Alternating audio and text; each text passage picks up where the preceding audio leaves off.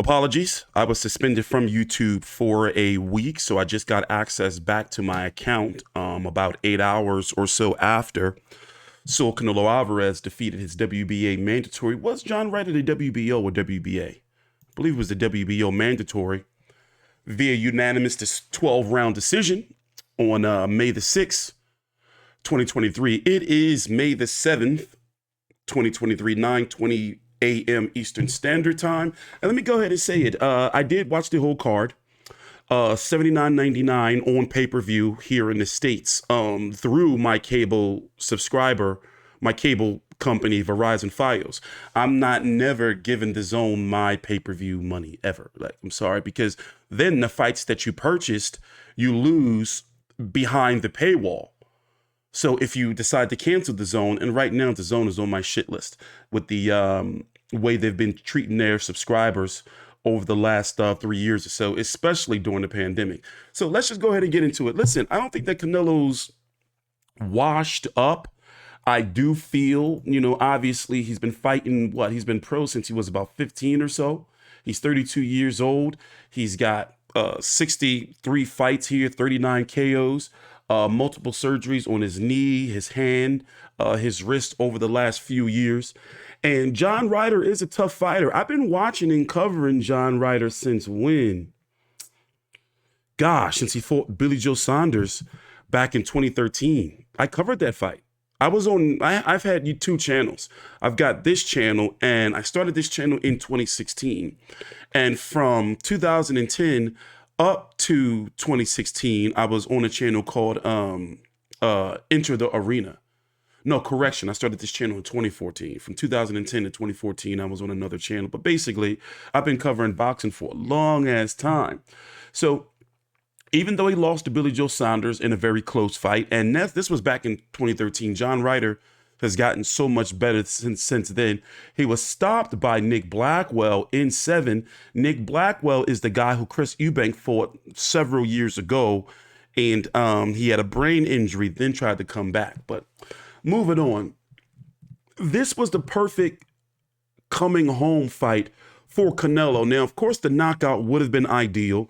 He did get a knockdown earlier in the fight and busted up John Ryder's nose big time in round number 3. But overall, I got to be honest. I'm not upset at Canelo. People are saying he's washed up and he looks, old, and he needs to start thinking about hanging it up. I mean, every now and then you're going to get a tough fight. And let's be honest, I never really considered Canelo a natural 168 pounder, despite what he was able to do to Sergey Kovalev, and guys like Conor Smith by beating up his arm. I think Canelo's a 160 pounder, campaigning at 168, and it was only a matter of time before he hit a peak to where his power wouldn't be carrying up. By the way, I don't count Avni Yildirim. It's certain people that I just feel that Canelo can knock out. Even if Canelo was the fight that Makabu fight. Remember, that was the talk at one point in time. Makabu going up to cruiserweight.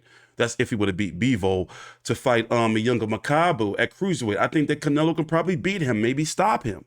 So it all depends on the fighter. So Badou Jack is, by the way, the WBC champion. That's a fight also, some people may be interested to see at cruiserweight if you want to see Canelo collect another belt. I like that fight. But getting back to it, let's go look at Canelo's resume. 59-2-2 after last night. 39 KOs.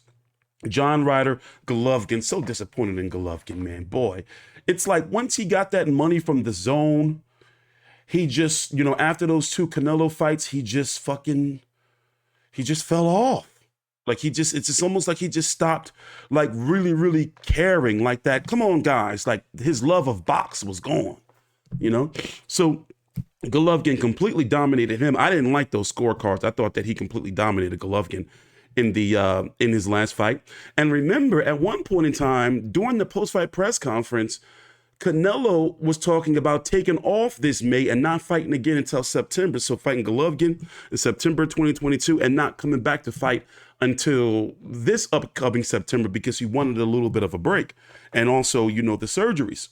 So factor in the surgeries, factor in Canelo's a little older now, factor in the fact that, in my personal opinion, he's not fully a full 168 pounder. Put it this way. in my opinion, I think that, you know, like I didn't get a chance to do any build-up content during the fight week because my channel was suspended. But I feel that that's the type of performance I expected for him to win, dominate, even though, you know, there were close rounds at the end. Still, I gave it more so generously 9-3, really 10-2, you know, for Canelo. And then there was also that knockdown as well. But also at that high altitude, it was about 90 degrees down there in Mexico as well. Outside, Canelo did slow down a little bit later on in the fight, but he never looked gassed. And John Ryder, remember, this is the biggest fight of his career. So, you know, even though he lost and he was outskilled and outmatched, he still lived up to, you know what, I'm not going to come down here and get beat the fuck up and just quit. Because at one point in time, when he had got knocked down in the fifth, I was like, oh, yeah, it's only a matter of time. And it never looked like John Ryder had a game plan. And then John Ryder doesn't have the kryptonite for Canelo of a jab. He's more of a slugger, pressure fighting power puncher. So he was tailor-made for Canelo. It's just that Canelo didn't get the stoppage.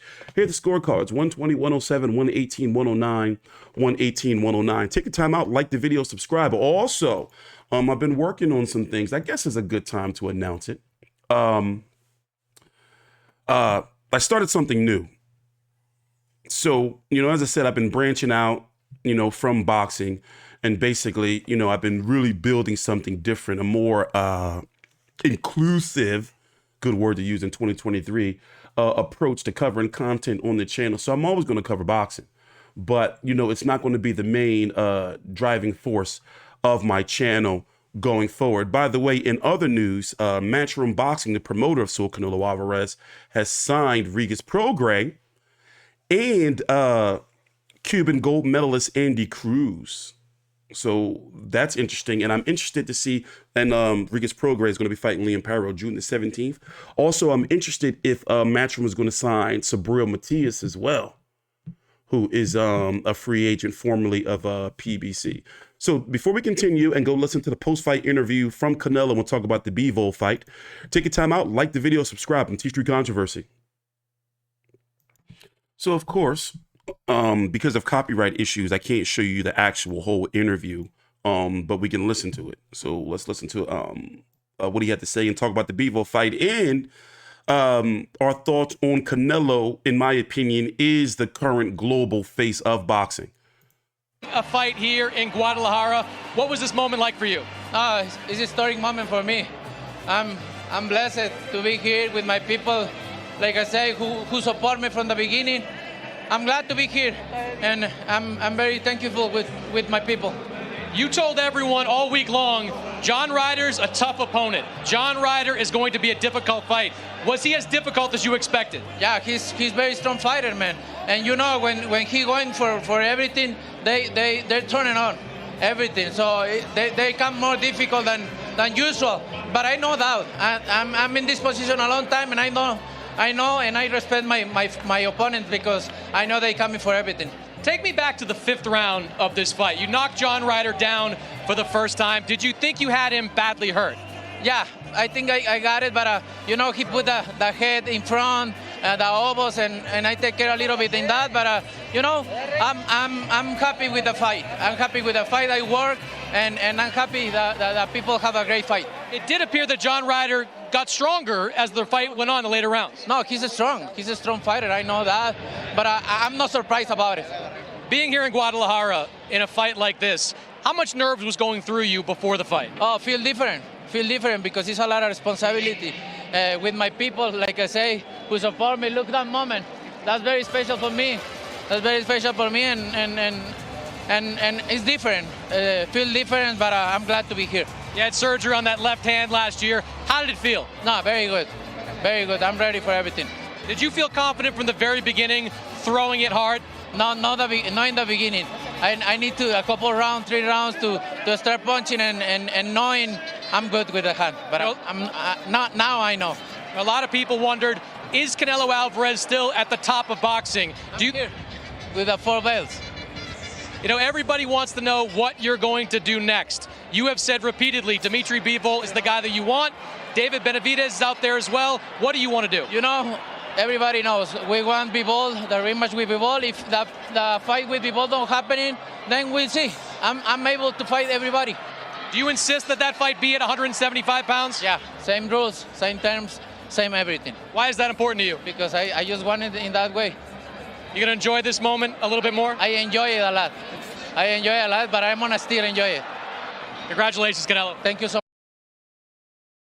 So let's talk about that. The WBC will refuse to sanction a fight between Dmitry Bivol and Artur Beterbiev because they don't want to sanction, their WBC belt for Russian fighters. It doesn't make sense, especially when Artur Beterbiev is Russian. But go look it up. Think I'm bullshitting around. It doesn't make sense. So a part of me feels that Canelo doesn't, he knows this and doesn't want to have to give up his belt because at the end of the day in boxing, it is a marketing, those belts that he have, they're good in negotiations. So fighting at 175, he'll still, if he loses, he'll still have options to be able to keep his belts and possibly retire undisputed if he loses to Bivol. Because in my personal opinion, the way things are going and the way he was talking during fight week was that if he loses to John Ryder, he was going to retire, which makes sense. You lose to a guy like John Ryder, it's like, damn, you kind of cooked. But the Bivol fight, I'm wondering now if Canelo would retire or take time off if he loses to Bivol, and then he would still be able to retire undisputed. Because right now, with the way he looked last night, especially at 175, big balls on Canelo for going back up to that weight again. But, and if he was to beat Bivol, it'd be like, damn, he beat Bivol at his weight and took his belt. I just don't think that he can do it, I predicted, and this is the first time in my life I ever wish this in Adrian Broner versus Marcos Maidana, that I wish that I gambled. I saw that coming from a mile away. I was like, yo, man, that Bivol dude ain't no joke. By the way, we don't know what the fuck Bivol's going to be doing. He wants to come back sometime soon, but if Canelo wants to fight him in September, then he might as well wait out. This may be a part of his plan. He last fought in November against Gilberto Ramirez in a stinker, and then of course last year is when he beat Canelo last May via unanimous decision. Looking at the 175-pound division as a whole, it's and 168 outside of like David Benavidez, who really can possibly move the needle. And by the way, I don't see Canelo ever fight David Benavidez. I just don't see it. Canelo may fuck around and retire. I just don't see it. And, maybe, if he beats Bivol, he'll stay at 175 and then try to go after Artur Beterbiev. And I think he has a better chance to beat Beterbiev outside of the power. That's a difference than he would against Dmitry Bivol being the boxer. Because at least Beterbiev, he can be caught. He has shown signs of weakness, and he can be touched up. We even seen him get cut up multiple times in fights before. But to move on, when we talk about, him being the face of boxing, there's no real needle mover names between 168 and 175. David Benavidez, they're trying to get him there. Bivol, okay, he's there because he beat Canelo, as far as like the interest of like, oh, Canelo's fighting him again. Beterbiev don't got it. So, when you really think about it, he's running out of like dance partners that can really, really move the needle between those weight divisions, what may be another reason why he may want to retire or may possibly move up the cruiserweight to possibly fight Badou Jack, the WBC champion, former 168-pound champion, by the way. Golovkin, that's just, Joshua Buatsi fought yesterday, by the way, in a lackluster performance. I'm still confused by his decision to leave Matchroom to sign with Boxer, because Boxer is on Sky Sports. For those who don't know, that's the UK's version of ESPN, their biggest sports platform. But when he was on the Zone, he had global coverage because it was on the Zone and who had the app. Over here in the States, the fight was on Fight.tv on pay-per-view. I guess you can consider the Zone the pay-per-view. But put it this way, I just feel that last night was a step back for him. And he's saying he's going to be targeting a title shot this year, but, what the hell is going on with that? Like with him. So to not be long-winded, I'm not holding it against Canelo for having for not getting the stoppage. It wasn't a bad performance. He wasn't getting beat up. He was boxing. You know, he was winning the rounds against John Ryder. It's just that for that event, he didn't get the stoppage. I mean, for the magnitude of the event, you know, I'm sure that all parties involved wanted the stoppage. By the way, that joint was rocking. Canelo's entrance is one of the best entrances I've ever seen. One thing about matchroom boxing, and I've been saying this for years, before Eddie Hearn even touched foot in the United States, they can put on an event. I'm talking about all the bells and whistles, like everything. Like their events for their stars, they're big time stars like Canelo and Anthony Joshua, even, you know, Kell Brook and a few others. Like they really roll out the red carpet. Like I'm talking about, they put on magnificent events. The undercard, however, was Julio Cesar Martinez didn't look good, even though he did get the stoppage late against Renaud Batista. Stevie Spark, me and my colleague Big J are going to talk about that on the Fight View 360 Boxing podcast. Stevie Spark got a controversial loss to a Gabriel Venezuela. Both had fought Montana Love. Alexander Volzdik, I was at his last fight here in Philly when he had lost to Artur Beterbiev. That was the last fight I actually did full fight week for, I think, wasn't it? I did like everything, media workout, like I'm doing a lot of traveling. And besides that, it just, you know, if I was to rate the card, the card as a whole, Canelo and all, like, and remember, if the undercard is shit, then you got to lose points for that too. So I'm going to rate the card. See, if I rated a C+, that's close to a B-.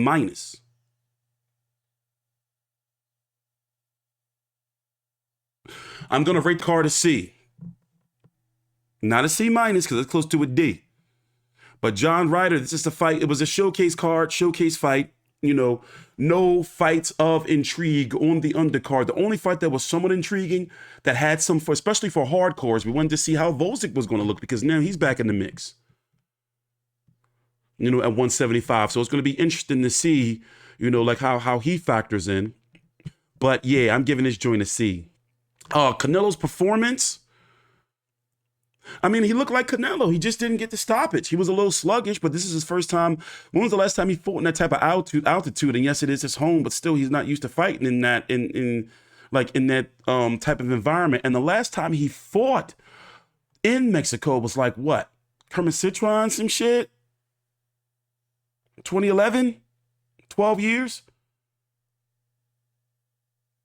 Yeah. So you have to factor that in as well. So to rate Canelo's performance, I'm going to give it a B. Not a B-, not a B+. Just a B, you know. He looked like Canelo. It's just that he couldn't stop, you know, the guy.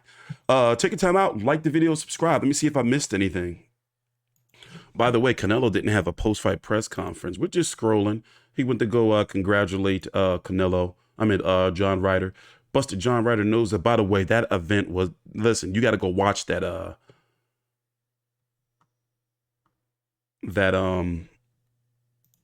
entrance. I'm sure it's all over the internet right now.